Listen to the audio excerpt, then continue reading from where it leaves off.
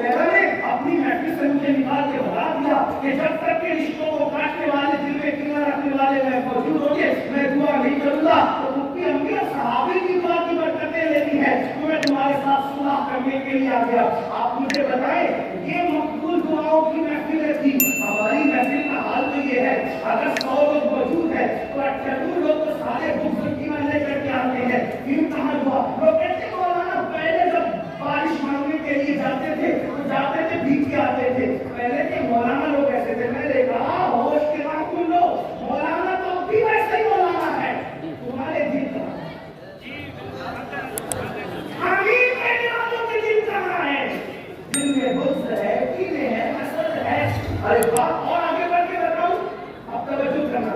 جب پھوپھی کے لیے, بھائی کے لیے, چچا کے لیے دل صاف نہ ہو تو یہ حال ہے کہ سجدے سر کے اوپر نہ جائے اور جو ماں باپ کی بددعا نہ ہو, جو ماں باپ کو تڑپائیں, ماں باپ کو سسکیاں لینے میں مجبور ہو جائے.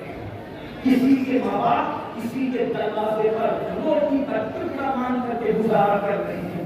کسی کے ماں باپ مسجد کے زینے میں بیٹھ کر کے بھیک مان کر کے گزارا کر رہے ہیں.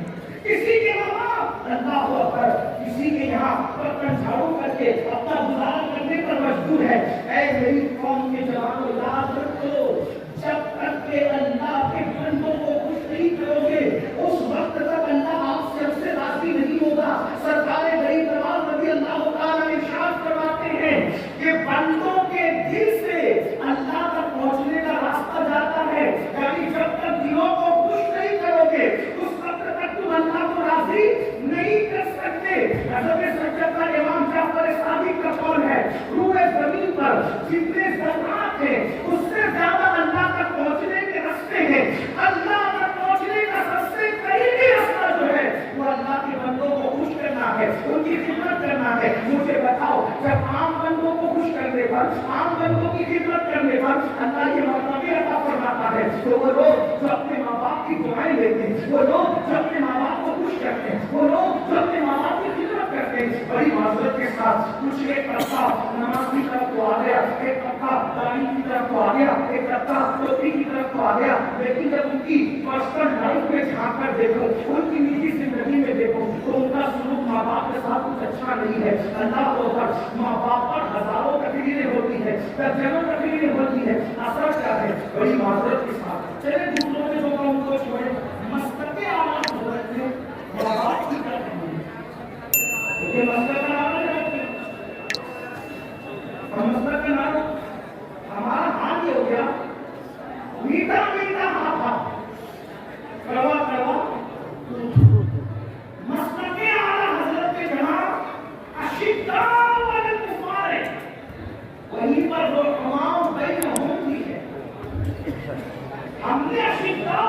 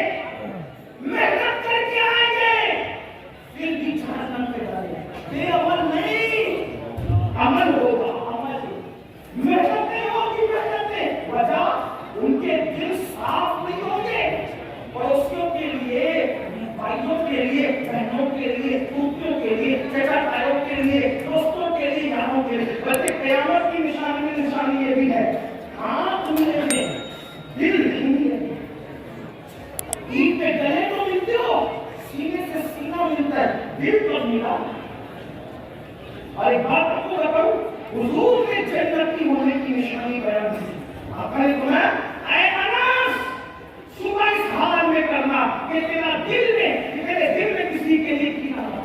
آقا فرمایا سن لے حدیث بات کو کیا فرمایا اے انس صبح اس حال میں کرنا کہ تیرے دل میں کسی مسلمان کے لیے کینہ نہ ہو. یہ میری سنت ہے اور جو میری سنت پر عمل کرے گا جنت میں میرے ساتھ جائے گا.